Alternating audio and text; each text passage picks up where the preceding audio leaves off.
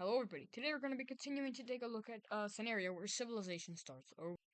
Now in the last episode we saw a lot of action in South Africa, and just Africa as a whole, as we see a lot of countries become African fascists and join military alliances, and we can see Africa is becoming pretty divided between African fascism and democracy.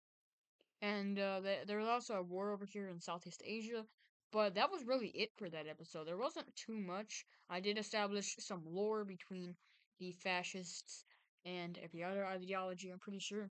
I don't fully remember, even though I recorded that literally like 5 hours ago. I want to record another video today because I don't know, I like recording.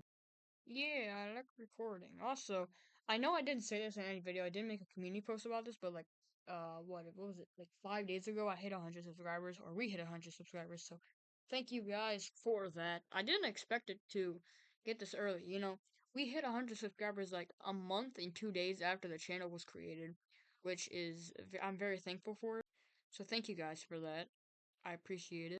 Didn't expect us to grow that far. Anyways, I'm just yapping. Let's go ahead and get into this video. And we're going to be looking at China. Now, they have become weak in recent years, and their economy is the thing that is falling. Their trade is falling specifically. And after their trade falls, their economy falls, and they go into an economic depression. Now, China kind of lost influence here, so it's not gonna worsen these countries' economies around it. They have been falling in influence, and more people have been falling over to the influence of Sri Lanka as well as Australia as they start to become global, well, not global, but continental hegemons over Asia. And honestly, besides China and Sri Lanka and the North Indian Federation, there's not like that many big, strong countries in Asia. It's kind of weird. But we're about to see that change. Or actually, maybe the opposite of that, to be honest. As China has a lot of internal division. They're not all under one religion, They do have this area right here, which is under this green team's religion, and that area is really in support of joining with the green team. There's also an ethnic group up in this region that wants to join up with some other countries or form their own. And that specifically is this kind of limeish area right here. This area right here is the area that wants to be independent from China.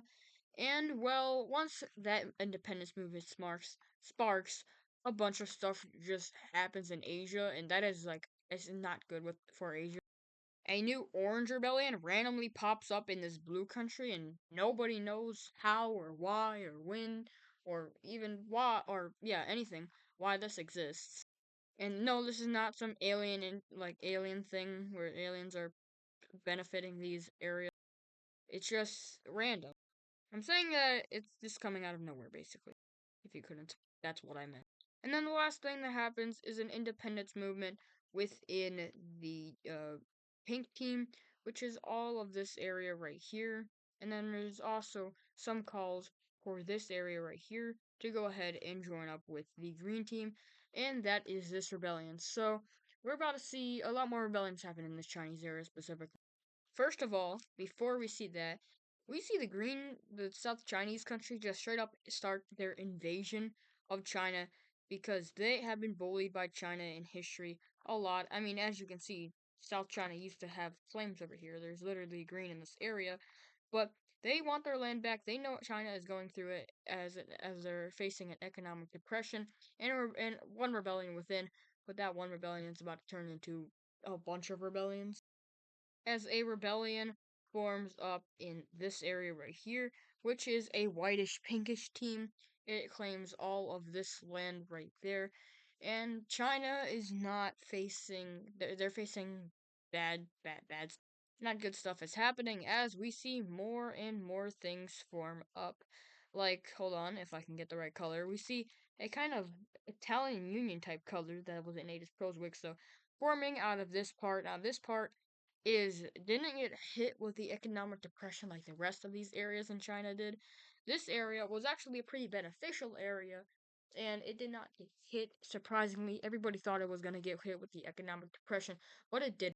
And it is strikingly close to the capital as they just start to, get close to it. Now, what does China do about, like, all of these rebellions? Well, they can't really do much. I mean, just think about it. They're literally going through an economic depression. What are they supposed to be doing?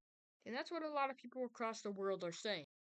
But this once democratic country is falling into an anarchist state as the main area of the Chinese country breaks away and forms its own state slash country. And well, yeah, so there basically goes China. Now let's check in on our friends on the blue team. Oh, it's stalemate. Okay, let's check on our friends in the pink. Oh, it's not stalemate.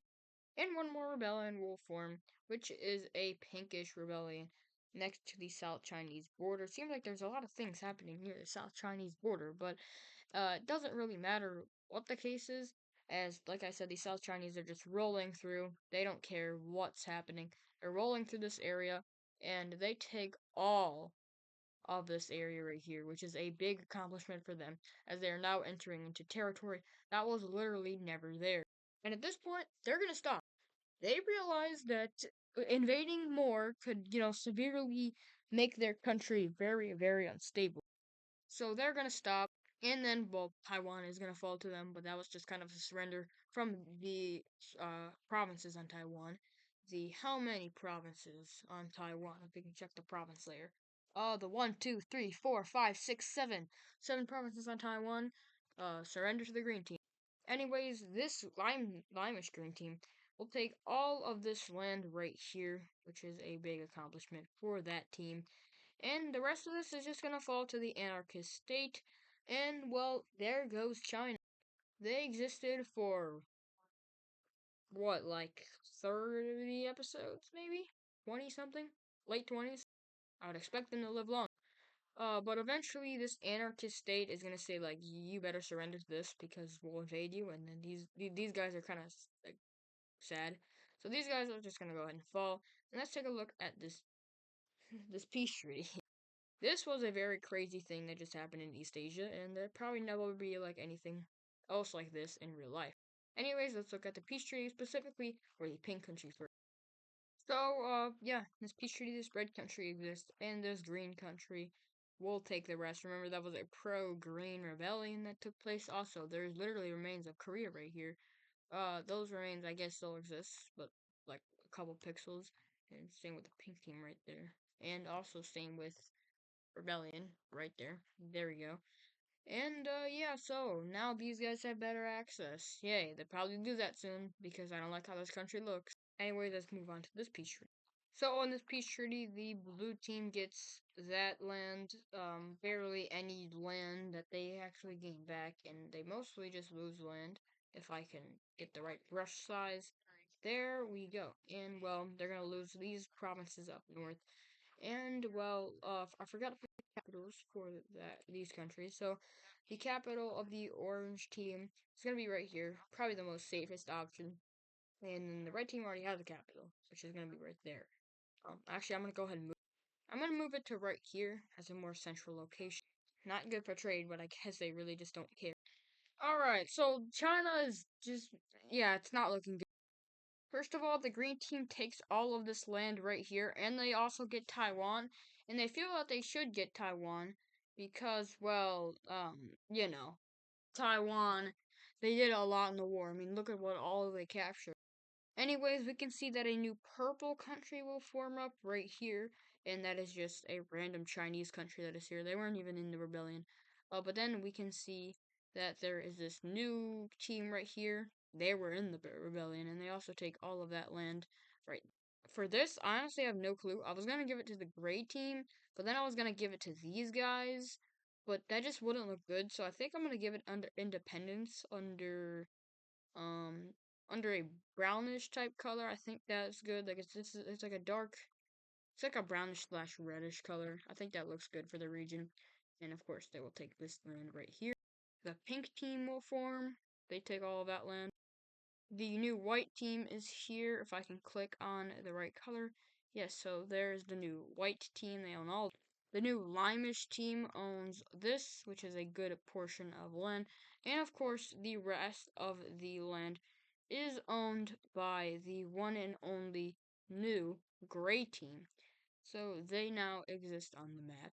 And I will change their color down to a little bit darker because I don't like it how it looks right now. I guess I'll do it all the way down to 40. There we go. And let's look at capitals. So each one of these countries have at least a major city. So I don't have to add more cities. But anyways, this country has four major cities. I really put a lot for China. Anyways, this guy's capital will be right here. The brown team's capital will be all the way up here in the north. And this guy's capital will be on the river. The pink team will be right there. The white team will be right here. The green team, probably right there, I would say. And this country, or it's just gonna stay right here. And here is our new countries. Wow, China is John, just like John is gone, just like that, and so is this pink country. Wow. Just like that, a major country and a kind of regional power just die like that. That better have been working. Anyways, let's go ahead and take a look at something else. The Scottish are gonna go ahead and release Iceland and Greenland. And they do this because they want to keep their independent, or they want to keep their democratic name. And they will release Greenland.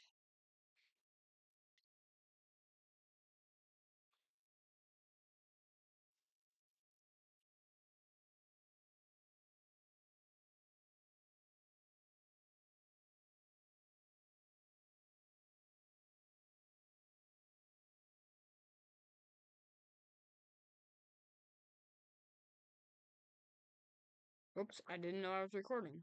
Because this has to be stupid like that. Anyways, the capital of Iceland will be in their only major city. For some reason, they only have one. The capital of Greenland will be all the way down south in that major city, which is their warmest port slash city. Anyways, I think it's time to look at some power rankings of the world because I feel like it's necessary. And honestly, I have no clue who number one is. You know what? I'm just gonna say Poland is number one in the world. I know it might be surprising, and it definitely is. But they are number one. And yeah, they have a great military, great economy, basically great everything. And number two is the Southern French. They are they're also pretty much everything Polish are, just one step behind, and I'm two steps ahead. Two steps ahead. Now that China is in here, I really don't know who to put.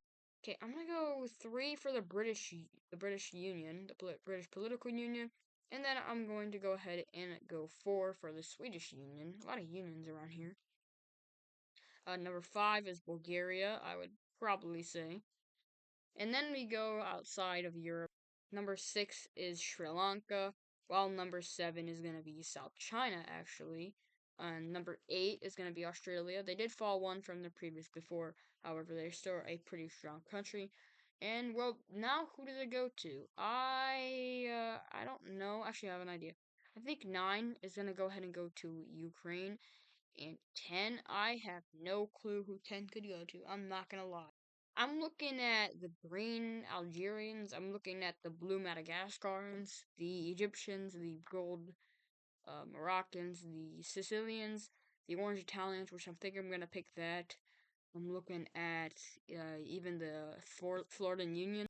But I think I'm just gonna go with these Italians, the North Italians, North Orange Italians.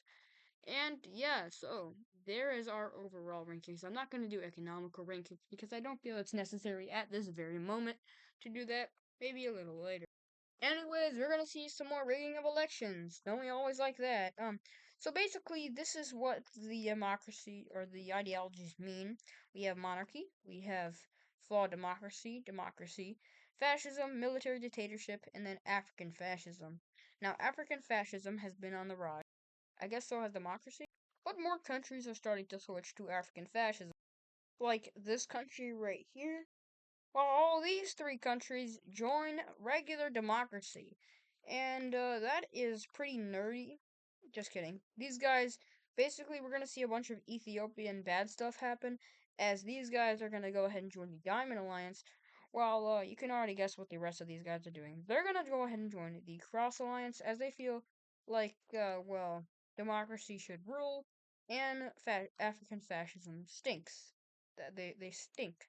And, wait, that might be true. PU, who knows? I would say the Diamond Alliance is getting more powerful countries, but the Cross Alliance has more members overall. Now, the Diamond Alliance, they allow African fascism, regular fascism, and military dictatorships. And one military dictatorship that wants to join is the Gold Team right here. If you go ahead and look at the ideology layer, they are a military dictatorship. So they will go ahead and join in on the side of the Diamond Alliance, making a bunch of more countries around them scared and join the Cross Alliance. What a great thing to do, and a very delightful thing for the world in Africa. As we see this country becoming they join the Cross Alliance, and yeah, and well, so do these guys. These guys actually no, Gabon doesn't. Gabon actually goes ahead and they stay neutral for a while, and then they go ahead and join the Diamond Alliance, which is a killer for the square these guys, this cross alliance, as they can't get to this guy. If this guy just became a democracy, or a state of democracy, maybe they would have done it. However, they have switched to African fascism, which obviously is never a good thing. But they don't care. Anyway, it's time for a religion update.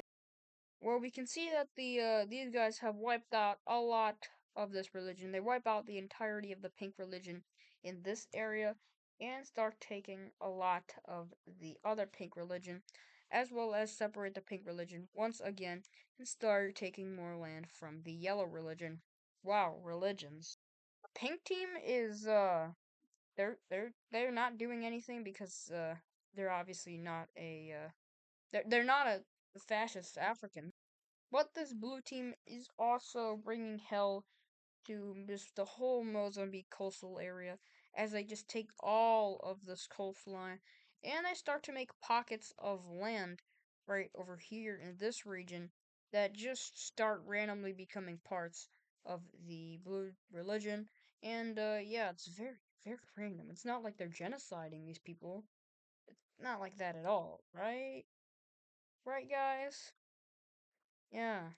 Anyways, that's it for a daily religion update. Dang, this map looks so much better after Botswana collapsed, I'm not gonna lie.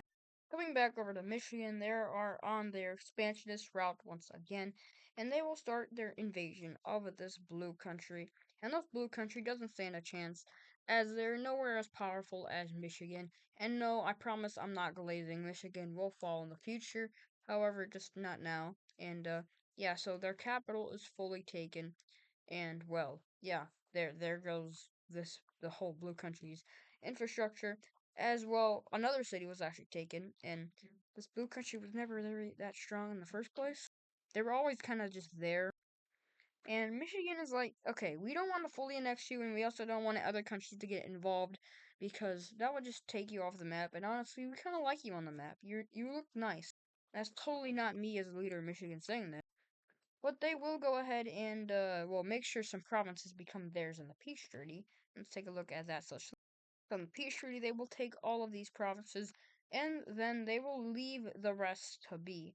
This is actually a very kind thing by a fascist country. And they will move their capital up here in the north, which, none of their cities are necessarily safe from invasion, but, that's probably well more safe, even though this guy has been pretty expansionist. I mean, they did just go after this pink country right here. That no longer exists. Coming over here to California, the brown team will start their invasion of the Nevada country, as they feel that this country is not strong at all and will serve no purpose to humanity. But little did they know, they have an ally in this war. And I'm talking about the Californians. They also have the Northern Californians on this war. And it seems like something is not working for them. They're not getting as far as they might want to. And well, first of all, there's desert over here, so that's something why. Those soldiers are literally just dying as soon as they come in, which is kind of sad. But the green team manages to get some plot armor, and they just take all this land back. No, it's really just that these soldiers die, and it seems like they're actually really inexperienced. Now, the Nevadans are like a very militaristic type country. They aren't good economically, but they're very good militaristic. They're not even a fascist country, surprisingly. They're just really good with militaristics. And they start their invasion of California, and they take a major city. and they even strike across and take all this land right here. Now, how are they doing this? Literally, we just saw that they only have two major cities, and they're a very poor country, economic. Like I said, militaristic. They have a smart leader, so that's why. Also, the Arizonans are gonna take all of that land, and these two form a very good bond, and they are like really very strong ties with each other. And both of these countries will work together to steamroll over California, which they do, and they manage to take all of the Californian area just like that. And, well, people are wondering, are they going to continue? Of course they're going to continue. They continue into the Red Californians, and they take all of it. Yes, so somehow the Nevadans just captured a lot of land. And let's take a look at a peace treaty. Okay, so Arizona takes all of this land in the peace treaty. You might be wondering, okay, now the Nevadans are just gonna take like maybe all of California and then leave the red Californians away, right? No, they're just gonna take that. Yeah, the Nevadans have just upgraded their size by 2 times and also their population definitely by 2 times, even more than that. And they take all of this land. This is a great portion of land that will definitely help them in the future. And like I said, they're already forming bonds with this white country, and they have started the process of unification with the white country. That's pretty good. Now I know I am making this video long, but I kind of want to make up for the last video being very short. It was only 8 minutes long, and I feel like that is not good enough, so I'm gonna make this one longer. And this will also have a very, very special event that will kind of reshape the world, literally. These islands are these islands are very historic. I don't even know who owns these. I actually don't know, so I'm just gonna go ahead and say the Portuguese are gonna own these. I think this was like the Purple French or something. I don't really know. I'm just gonna say it was the green the Portuguese people. But anyways, the that's also real life. But anyways, we can see that apparently these guys used to be all connected, and sea levels are decreasing in this region. And we can actually see land start to form. Like we can see that these islands start to grow tremendously, and that is a big increase. We can also see these islands increasing to a big amount of land that looks like something like this. And now people are starting to wonder what is going on, and clearly there must be some type of like big landmass that used to exist here before. And well, that is further proven by the fact that all these islands start to get a lot of land uh very fast, and well, it seems like there might be a new giant thing that is just underwater. People are starting to map it out, and it's starting to look a little something like this. That is their rough draft of what it looks like. People don't know because the technology isn't as good as it probably should be. And all of this land is created with these new islands. That is when the Portuguese are like, oh yeah. But immediately the Portuguese actually go ahead and they just go ahead and they lose them. They lose the islands over to a new country. No, this is not these guys. And I'm gonna go ahead and make it its own distinct color. And no, it's not Greenland. I don't know what to make this.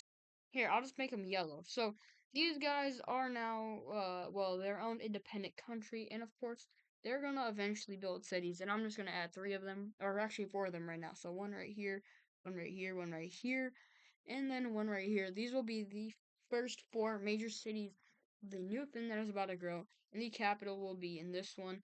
And well, we can see that there is something floating that is, well, there's something underwater that people need to discover. And they're trying their best right now, however, the technology isn't as good as they hoped it to be. And that is a big thing that has just happened because now people are starting to realize that, there could be new land over here that has just been sunken as sea levels have increased, but now they're decreasing, which is an interesting thing to think about. Because in real life, we're always thinking about, sea levels increasing. Now they're worried about decreasing and the effects that this can have on the planet. But for now, they don't pay too much attention to it, as fascism is just rolling through the world, and that is not a good thing, of course. Anyways, the last event of this video will be this country kind of well, they're sent an ultimatum from the red country, and the leader of this Turkmenistan country is such a coward that they're just gonna let this one go, and they're gonna give a bunch of land to the red country.